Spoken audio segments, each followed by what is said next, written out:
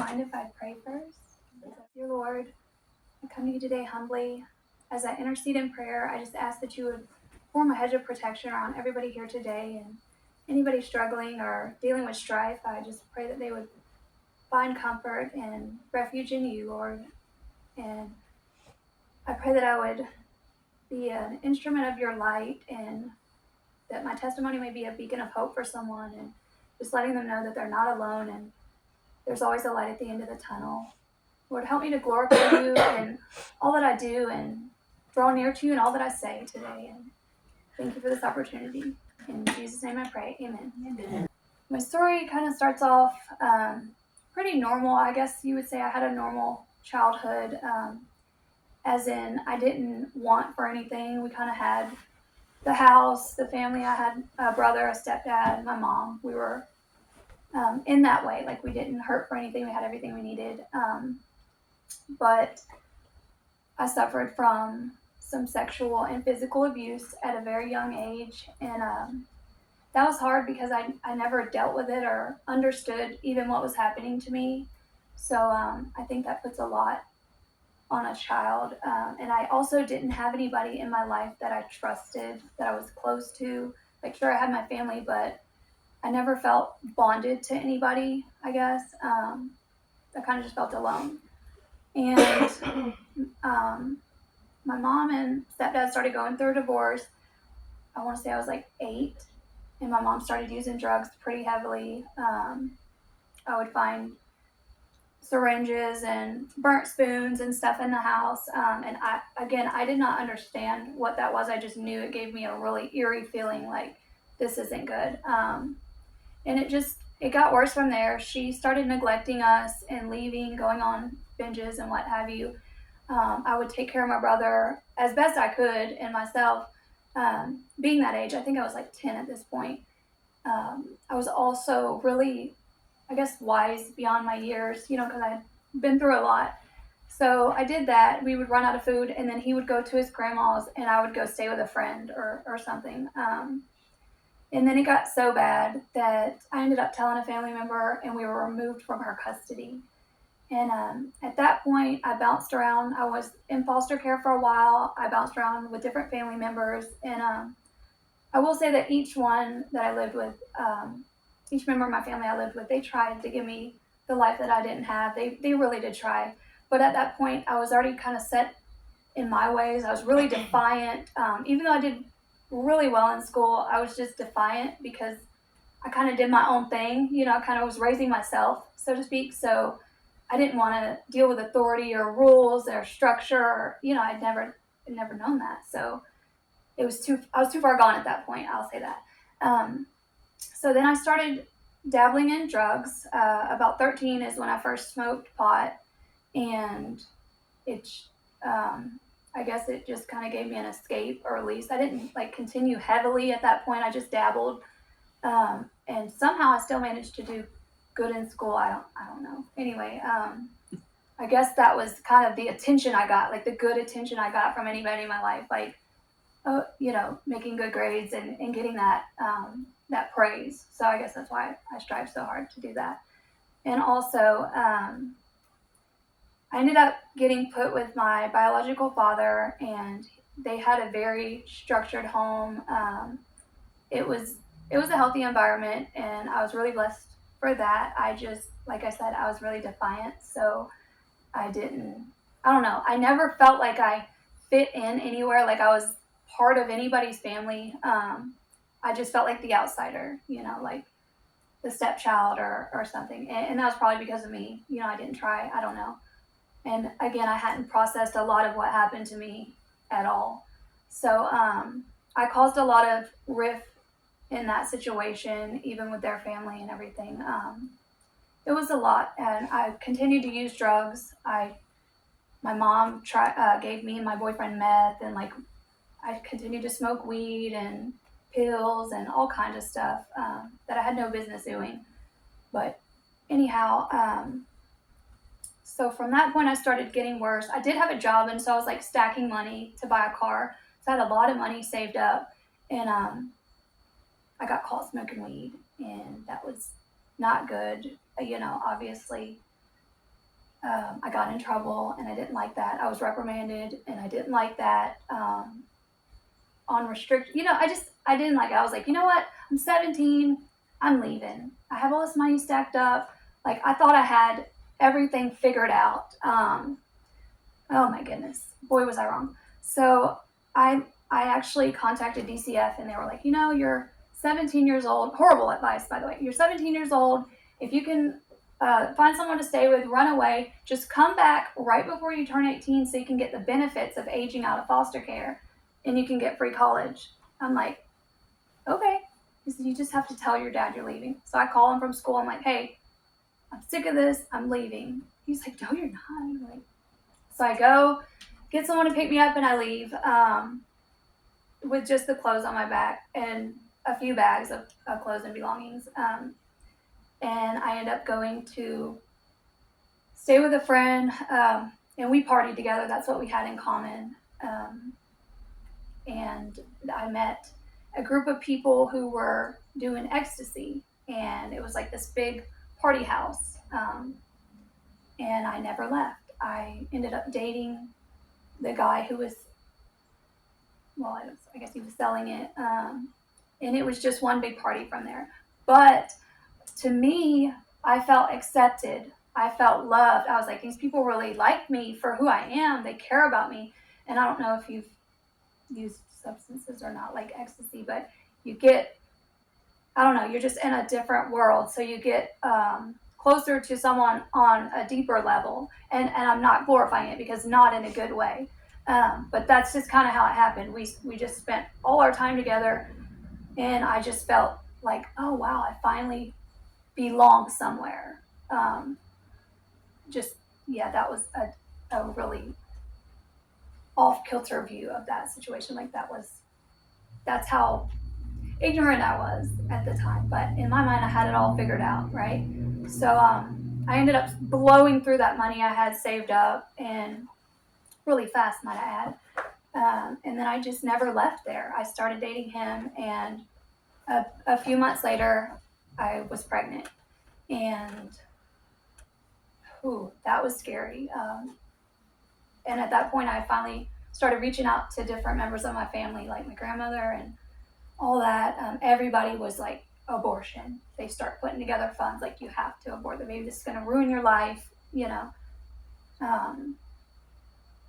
So I actually went and did all the steps. Like, I did a ultrasound. You have to go through different steps. You have to do an ultrasound first. You can only be so far along, and all this. And all the while, like, I have, no matter how I feel about it, like, this decision was already made for me. So I'm just going along with it, I want to please everyone. And the day of the procedure, I was right at the cutoff, to where you can't, I think it's like 16, I don't know. Anyways, I was right at the cutoff. I forgot my ID. They would not let me do it. And there was no other date that I could come back. That was the cutoff. And I was like, okay, God, I hear you, and I wasn't religious. I didn't grow up. I was very set apart from the Lord or faith at all. So I just believed in that moment that was divine intervention, and I still do. So we ended up having our son, and I had him 2 days before my 18th birthday. I aged out of foster care. They gave me benefits, free college. It was great. It was looking really, really good. We changed our lives entirely, except we were selling weed. So I guess that's not entirely. That was our means of survival, and we made a lot of money, and we lived lavishly for our age and for that time. Still not good though. So, and we also did not put faith or God at the center of anything. It was all about us and what we wanted, So I can see now where we went wrong, in that. And he ended up getting injured, and my ex-husband, the father of my child, he ended up getting injured and having to be put on pain pills. And that's when we started dabbling in that. And we liked the energy it gave us as parents, as just period. We could get a lot of things done. We felt like we were so much better at everything. So we didn't see a problem with it at all. And then I don't know if you guys are familiar with the pill mills that started popping up all around. So that was right before this period. And then they start popping up. So we got on harder substances. So it went from like a light pain pill to the hardest one. And then we found ourselves in addiction, and we found ourselves dependent and waking up needing it instead of just, recreationally using it for fun. We were actually sick and in physical withdrawal. And that was awful, because at that point we had to do what we had to do to get well. It wasn't even fun anymore. And everything else started going towards the back burner. Our life as a whole, our child, and I hate to say that, but that is the truth. Um, I'd like to say that I did the best I could, but you can only do your best at operate at this level when your best is up here when you're on drugs. So we did what we could. We did what we felt we had to do, and things just snowballed.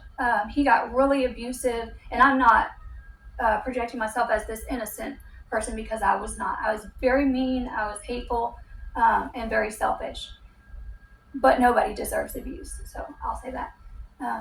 So he got really abusive, and maybe I was more susceptible to staying in a situation like that because I had been abused as a child. I don't know, maybe not. But at that point, we were so locked in. We had our whole life, family, home, cars. We had, and he had kind of cut me off from everything. Anybody that I trusted, all my friends, slowly but surely throughout the years. And I didn't really see that until, hindsight's 2020, till after the fact. So I really had nowhere that I could go. I had no one to reach out to. It was just him, and that's the dynamic that we were in. And at that point, I didn't want to. We had our son. I don't know. So it was hard to leave, so I didn't. And I stayed, and the abuse got worse, to the point where he was almost killing me, like every fight we had. And then one day it got really bad, and I didn't call the cops, because the couple times that I did, they came out, and he was so cunning and he was a master manipulator. So he would literally talk his way out of it, and they would be like, either we're going to arrest you both or you can separate. And so that scared me. I'm like, wow, I can't even depend on the people that are supposed to protect and serve me, and so that was very scary to know that, he could do that and get away with it. And I might even go to jail for it. You know what I mean? And also, I don't know if you've ever been through this or not, but when he would be so mad and out of it, like his eyes would be completely black. He wouldn't even be in there. So there was no like getting through to him and being like, hey, come, like at all. He was just a different person. And I wholeheartedly believe, he was still a good person, but just the drugs brought that person out. I don't know. It's really sad. So it got really bad, and there was an instance where he almost killed me. And the cops were called, and he went to jail. He actually went to jail this time. Like, there was no denying it. I had blood coming out of my ears, my nose. Like, I was covered in feces from where he beat me into his own feces. Like, it was the worst that it's ever been. And so DCF got involved. My son was not home, but because of how bad it was, I mean, it's really inhumane what happened. So they were contacted, and they came out, assessed everything. And at that time, like I was saying earlier, I kind of just had him, and it was to the point where we had one vehicle, one phone. He handled all the bills, everything. Like, I was dependent on him 100%. He didn't want me working or anything. But I actually did have a job at this time. I was working at a doctor's office, but I couldn't get there because it was his vehicle that we were using. So all that being so, DCF still awarded me custody of our two kids. And I forgot to say we had another kid during this, sorry. So of our two kids, one was 4 at the time, and the other one was 18 months. And anyways, so, sorry, I'm trailing off. So DCF awarded me custody of our kids, and they also were going to grant us emergency funds to move, like to get as far away from him as we could. But it took a little bit for this money to go through, so it was like a month. Well, during that time, my son, my oldest son, he's missing his dad. He's crying for him almost every day. Like, that's hard. And I broke, and honestly, I let him come back around. Well, I guess that I don't know that he had this planned or not, but it's just kind of coincidental that it happened this way. He comes back and he gets some of the emergency fund money, goes and buys pills, blah, blah, blah, just all bad. And the cops were called, and he was called at the house. He goes to jail. He gets bonded right out, but they were there the next day to remove my kids. And I spiraled. Like, I knew that if I didn't get back together with him, because his parents got our kids, they had temporary custody. I didn't know. I thought if I did not get back together with him, that I did not stand a fighting chance to get my kids, like, at all. And at this point, I had lost my job, everything I had going for me. And DCF no longer wanted to help me, because how can we trust you now? You put your kids in danger, and I get that. So I got back together with him, and I was like, we're going to do this as a family, da-da-da. And then we got on bath salt. Oh, man. And that was really bad. I was not in reality at all. I'm not sure. A couple months went by, and we were just out of it. And mind you, I had a protection order on him, so he wasn't even supposed to be around me. And I guess what happened? He got caught. Either he got caught around me, or he failed his probation. I can't remember. But anyway, he ended up going back to jail. So I start trying to do my case plan, but I think like 3 months had already gone by. So they were moving towards termination of rights and adopting them out. And I had been so out of it, it didn't feel like 3 months. It felt like maybe a week or so, So I'm trying. And I just didn't, I'll be honest, I just didn't. I felt like I was already defeated. Like, they have the better life where they're at now. I just could not come up fast enough. Those 3 months were vital. I needed to be doing what I needed to be doing, and I just didn't. So I was already so far behind. Every time I would go to court, it wasn't good. It wasn't in my favor, and I just knew that they were better off. Even if I could have gotten a little bit together, it wouldn't have been the life that they deserved. And so I signed my rights over, and that was the last time that I saw them, was when they took them. I never even got another visitation, and as sad as I am, like, I know that's my fault.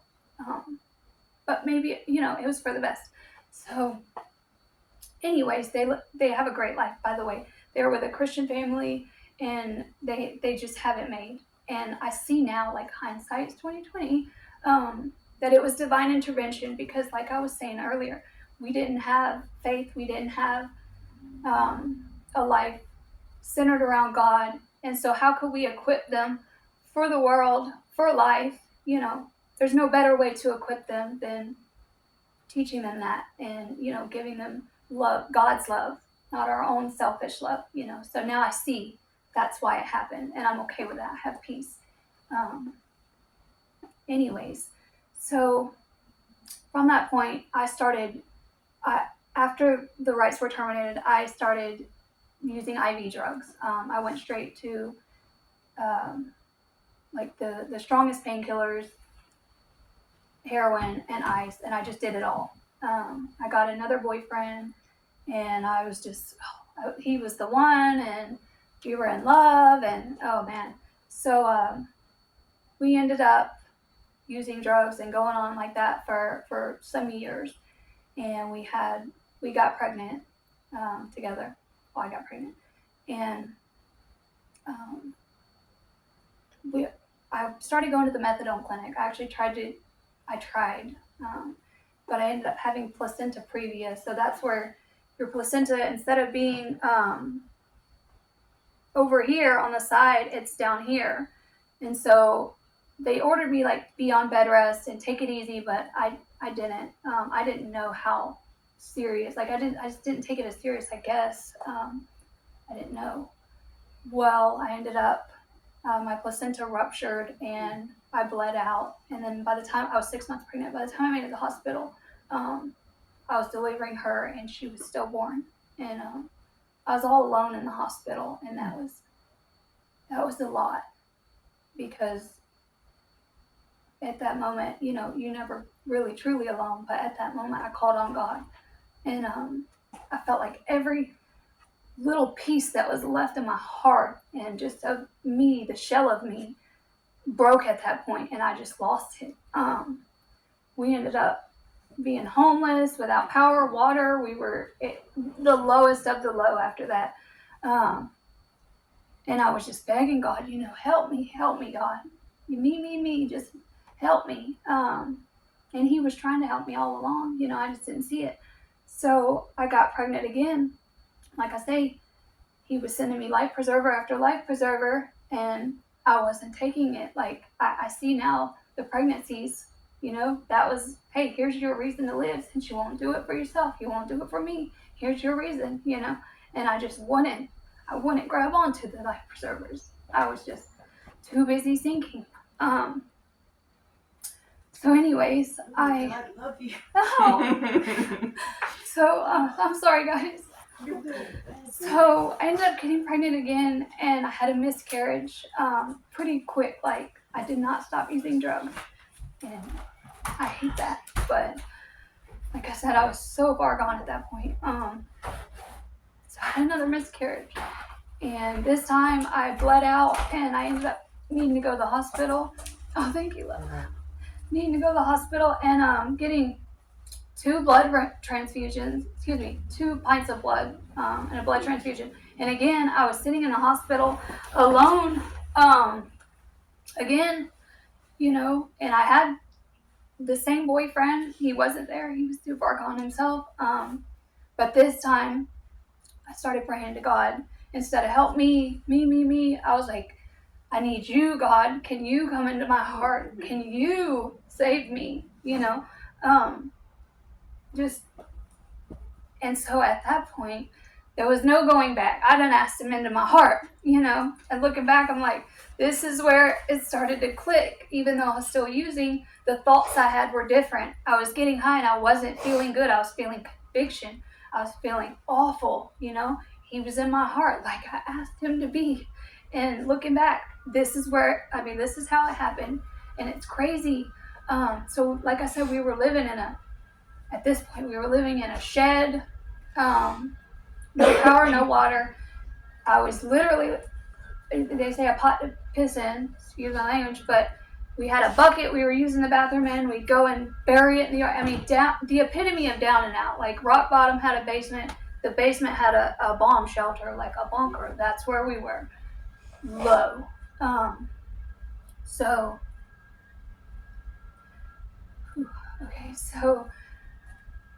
we had this radio, and it was a battery-powered radio. And it just wouldn't. One day I was trying to listen to it and clean, and, you know, I was high. I was out of it, but I was mad because the stations were not coming in, so I threw it.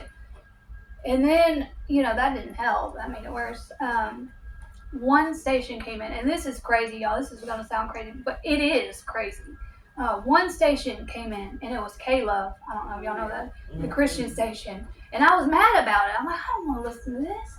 You know, this ain't what I want to jam to. Like, like, that's how I was just so stupid. But anyways, I'm like, I need music. So I put it on, and 2 different songs came on. And I'm telling y'all, like, by the end of them, I was on my knees in just a different way. Like, I had never hit my knees in my life. Never. And I fully surrendered. Like, God, please save me from myself. I find out I'm pregnant a few days later. I'm like, whoa. All right, I hear you, God. Like, I hear you. That is the sign. I'm going to do right this time. So I go I go to Baptist Hospital. I'm like, hey, I need to Baker Act myself. They're like, you can't Baker Act yourself. Somebody has to do that. I'm like, well, I am a harm to myself. I'm a harm to my baby. Like, I need help. Like, all right. So they detox me there, and then they send me to Baptist Behavioral. That's where they detox me. Sorry, and then Road to Recovery, the rehab. I did 30 days there, and that is where I truly found Jesus. That's where I truly found God. And y'all, my life has been great ever since. I had my baby. DCF came to the hospital. I almost did not have a chance, but God. Yeah. So she's 6. She'll be 7 this year. I've been clean ever since. I've gone, like she was saying, now I work with Offensive. It's a nonprofit organization. We work with people in the houseless community, people with addiction, just everybody. We go out and do outreach. I'm the intake coordinator. I have went and done the courses to be a certified peer recovery specialist. I facilitate the meetings with NAMI. I love them so much. I have such good people around me. I'm in Bible study, y'all. Like, I love it. My friends love God. It's amazing. I'm respectable. I'm child of God. I mean, I am renewed, restored. It's so beautiful. I lead with love. I spread kindness everywhere I go. And most importantly, I am who I needed as a child. So I know that my daughter is going to be all right in life. And when my other kids find me next year, I know I'm going to show up as the person that they deserve. That's right. Decree that, girl. Declare it. And that's my testimony. Yes.